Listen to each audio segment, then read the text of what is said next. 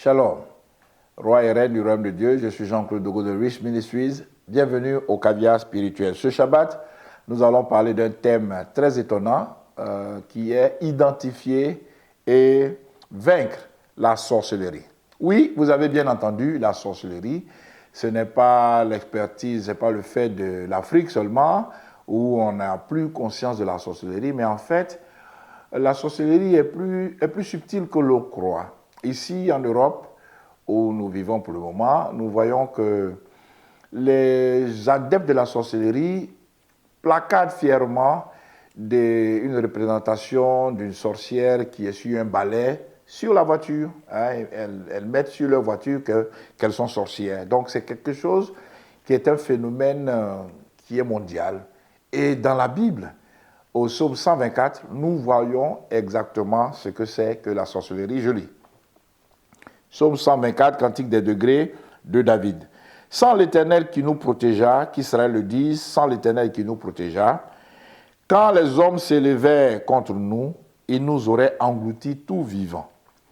Quand leur colère s'éleva contre nous, alors les eaux nous auraient submergés, les torrents auraient passé sur notre âme, alors auraient passé sur notre âme les flots impétueux.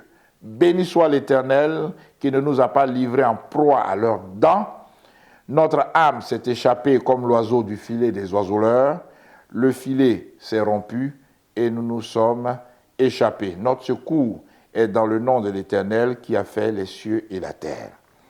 Bien-aimés, à la lecture de ce psaume 124, nous voyons que les sorciers, ce sont des gens qui nous font du mal, qui nous veulent du mal.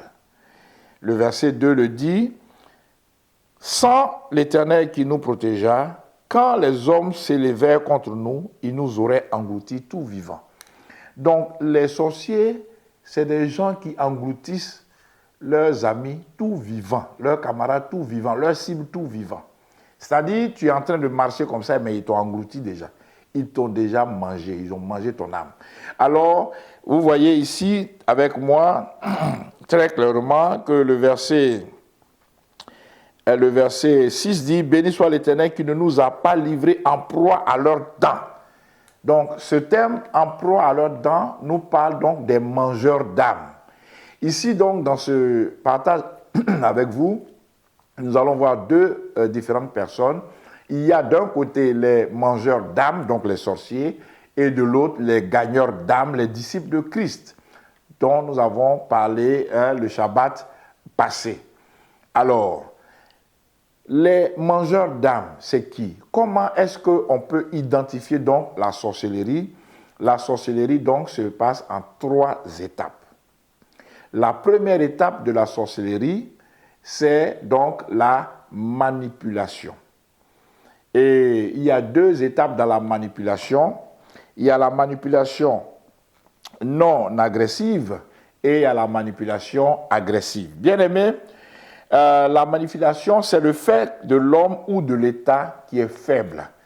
Quand l'homme est faible, quand l'État est faible, il procède donc à la manipulation. Alors, par exemple, vous êtes à la maison et votre femme vous dit « Non, chérie, mais si tu m'aimes, tu vas m'acheter cette dernière Toyota, cette dernière BM, comme mes camarades. » Ça, c'est de la manipulation.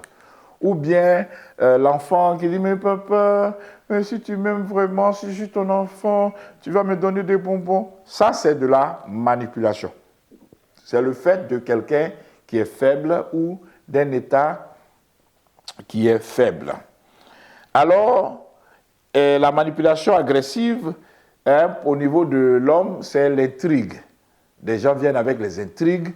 Au niveau du travail, on dit, oui, celui-là a fait ça, pourquoi on chasse la personne. C'est la première phase donc de la sorcellerie. Les intrigants, ce sont des sorciers qui s'ignorent.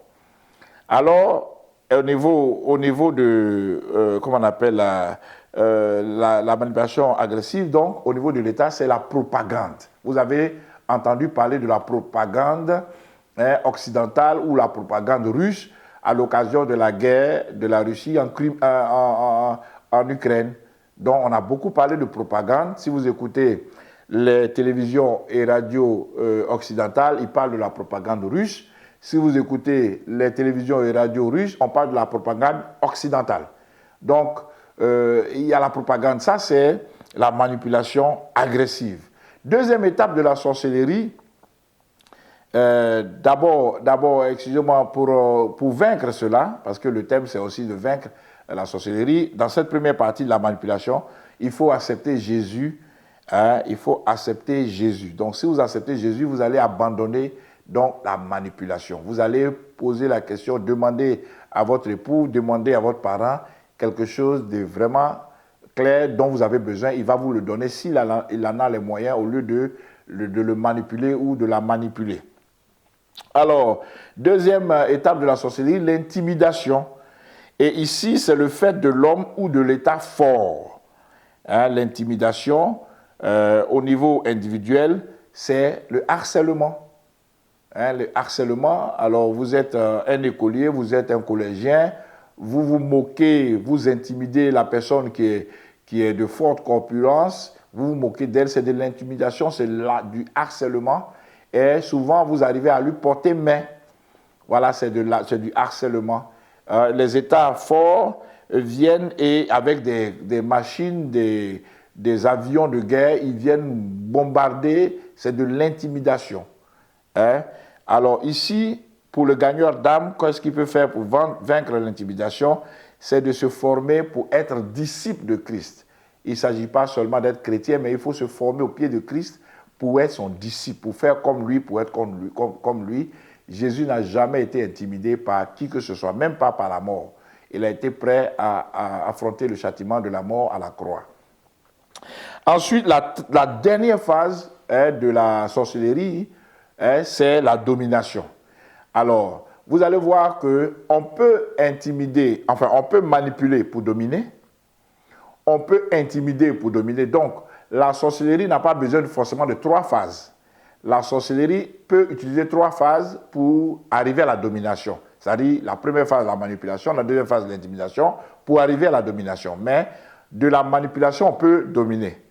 Une femme qui sait manipuler son mari peut le dominer, peut dominer le foyer. Quelqu'un qui intimide, un patron qui intimide ses employés peut dominer ses employés, par exemple. Donc, mais le couronnement, le sommet de la sorcellerie, c'est la domination. À partir de cela, qu'est-ce qu'il faut faire pour les gagneurs d'âme? Les gagneurs d'âme doivent libérer les captifs. Tous ceux qui sont dominés peuvent être libérés par les gagneurs d'âme.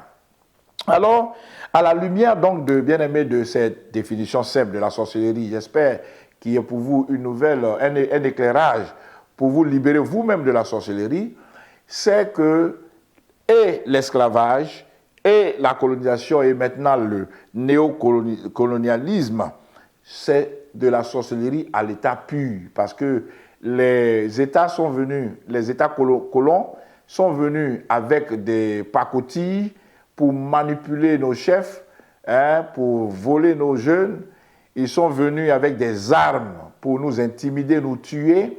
Ils ont manipulé les tribus se sont mis en guerre et au total, ils ont dominé nos pays et jusqu'à présent, ils nous dominent. Donc ça, c'est la sorcellerie qu'ils utilisent. Bien, mes amis, nous allons maintenant voir comment vaincre la sorcellerie. Nous pouvons le voir parce que la Bible dit au psaume 124, il dit quand les hommes s'élevèrent contre nous, au verset 2, c'est que l'objectif de la sorcellerie, c'est donc s'élever contre nous et nous engloutir tout vivant. Leur colère actionne donc les eaux à nous submerger, les torrents à passer sur nos âmes. Bien-aimés, vous pouvez voir, pour vaincre la sorcellerie, il faut s'appuyer sur l'Éternel, car c'est l'Éternel seul. Béni soit l'Éternel, verset 6, qui ne nous a pas livrés en proie à leurs dents. Notre âme s'est échappée comme l'oiseau du filet des oiseleurs. Le filet s'est rompu et nous nous sommes échappés. Bien-aimés, vous pouvez donc prier avec moi pour dire « Mon âme s'est échappée du filet des oiseleurs, comme l'oiseau du filet des oiseleurs, le filet s'est rompu et je me suis échappé. » parce que tu ne sais pas de quel dent tu as été pris comme l'oiseau du filet de l'oiseleur. Mais vous voyez qu'ils ont dit que ils ont fait passer des torrents sur nous. Nous pouvons voir cela dans le psaume 103, verset 4. C'est lui qui délivre ta vie de la force. L'Éternel délivre ta vie de la force. Donc, ça dit, il délivre ton âme de la force. Tu es en train de marcher, mais les sorciers ont déjà mangé ton âme. Ils ont ton âme entre leurs dents. Hein? Ils ont déjà mangé ton âme. Mais c'est l'Éternel seul qui peut délivrer ton âme de la force. Alors, bien-aimé, tu peux lire à la maison le nombre 23-23 et nous allons terminer en priant. En priant, tu vas accepter le Seigneur Jésus pour être libéré de la sorcellerie. Si tu ne connais pas le Seigneur Jésus, tu vas l'accepter et tu vas lui dire, Seigneur, je te donne ma vie, je te donne mon âme, reçois-moi dans ton royaume, fais de moi ton fils, ton enfant, afin que je ne sois plus sous l'influence de la sorcellerie et que moi-même je n'utilise pas consciemment ou inconsciemment les armes de la sorcellerie. Au nom de Jésus, sois béni. Amen.